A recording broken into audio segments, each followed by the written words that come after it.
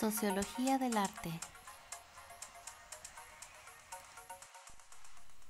Hablar de sociología del arte en el siglo XX significa mencionar al pionero de esta ciencia histórica, Arnold Hauser, quien realiza sus principales estudios en torno al análisis de las producciones artísticas.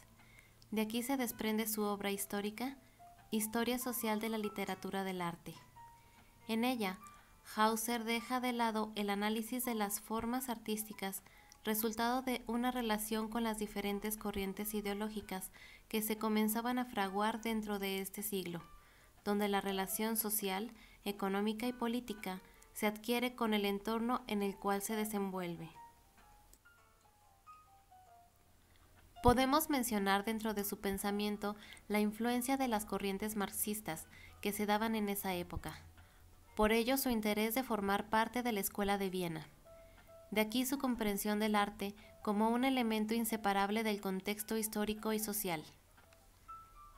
En su obra Historia Social de la Sociología del Arte, Hauser propuso un análisis sin describir particularmente un objeto o pieza estética, rompiendo con la concepción antigua del reflejo del autor en su obra. Por ello, va a ser criticado por varios historiadores que no compaginan con él, y además es llamado impulsor del marxismo vulgar. Uno de sus principales críticos fue Ernest Gombrich, quien reducía la obra de Hauser a un determinismo social. Sin embargo, hay que mencionar que Hauser se enfoca en el estudio del método artístico y del productor que consume la obra de arte. Esto con el fin de justificar al autor y ponerlo como el vehículo que materializa los intereses y las técnicas de una época, sin olvidar también su manera de expresarse hacia el público consumidor de la obra de arte, que al final siempre estará condicionado por su clase social y su cultura. También, dentro de esta ciencia hay que mencionar a Pierre-Franck Castel, en cuyos principales escritos presenta un análisis de temas sobre el arte y sociología, pintura y sociedad y sociología del arte.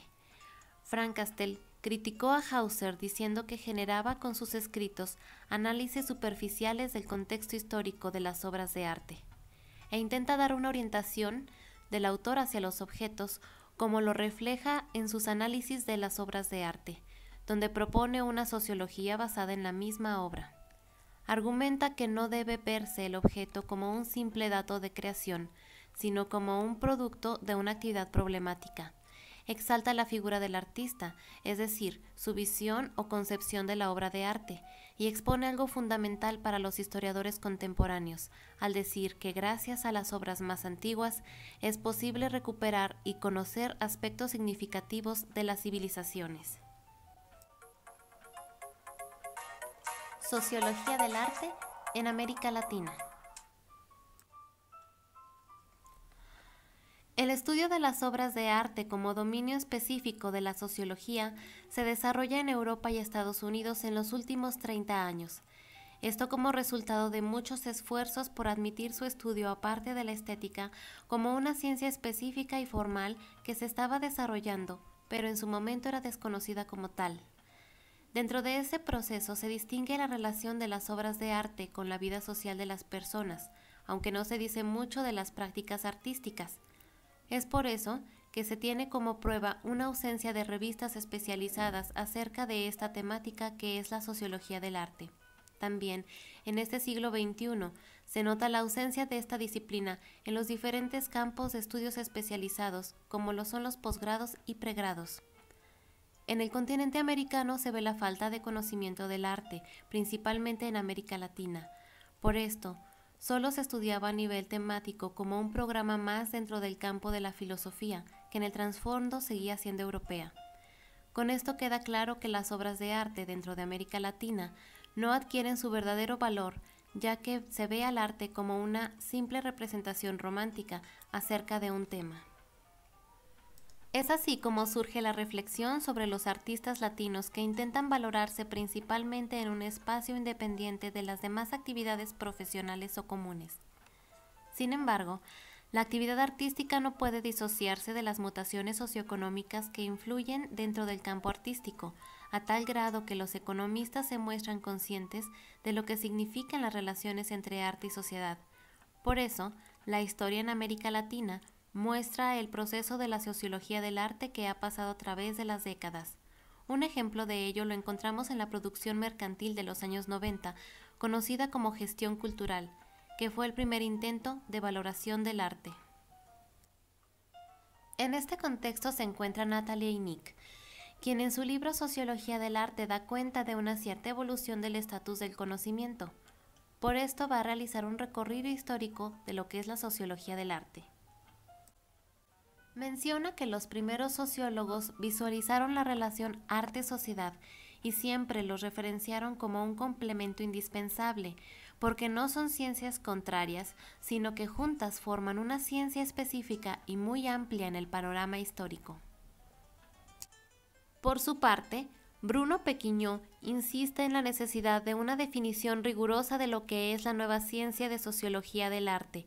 Argumenta que no es tarea del sociólogo del arte producir u otorgar valor a los objetos, sino el discernir el verdadero significado artístico de la producción de la obra y su consecuencia dentro de la sociedad. Pareciera existir un consenso entre los psicólogos contemporáneos en la distinción de los dos tipos de análisis, el que refleja el interior de la obra y por otro lado el análisis externo de la obra, que son los diferentes contextos sociales en los cuales la obra fue desarrollada. Para Pequignot, la sociología del arte, antes de ser ciencia particularizada, es sociología, y desde ahí se deben plantear las diferentes cuestiones del ámbito artístico. Por otra parte, Gaston Bachelard menciona que todo conocimiento se construye haciendo referencia a algo, marcando así la teoría del reflejo, la cual dice que el arte es una mera reproducción social. Aunque para Eskenazi no es ni la objetividad ni la unicidad lo que la define como tal, sino que es una relación lo que la obra mantiene con una colectividad humana.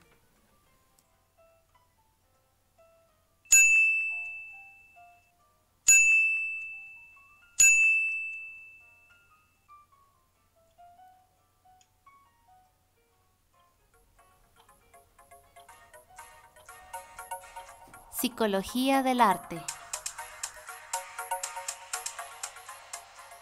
Rudolf Arnhem estudió filosofía, psicología e historia del arte. Desde sus años de formación, la influencia de la psicología de la Gestalt le llevó a estudiar las relaciones entre percepción visual y las diversas manifestaciones artísticas. La corriente Gestalt pertenece al conductivismo, cuyo principal promotor fue Carl Roger, quien indicaba que las personas podían encontrar una mejor relación consigo mismas a través de la relación con los demás, ya que cada uno refleja el ámbito de su cultura. Es por ello que Arnhem propone la teoría de la Gestalt dentro de la corriente artística, ya que es en la obra donde se refleja lo que es la sociedad de un tiempo determinado y el pensamiento que llevan a cabo. La esencia de una imagen es su capacidad para transmitir el significado mediante una experiencia sensorial. Los signos y el lenguaje que se establecen como modificadores conceptuales son las capas exteriores del significado real. En su libro, Arte y Percepción Visual, aplica la teoría de la Gestalt al arte, que al igual que la percepción en general, depende de la estructura de las formas y del color. En consecuencia, se ocupa de la relación entre la percepción y el arte.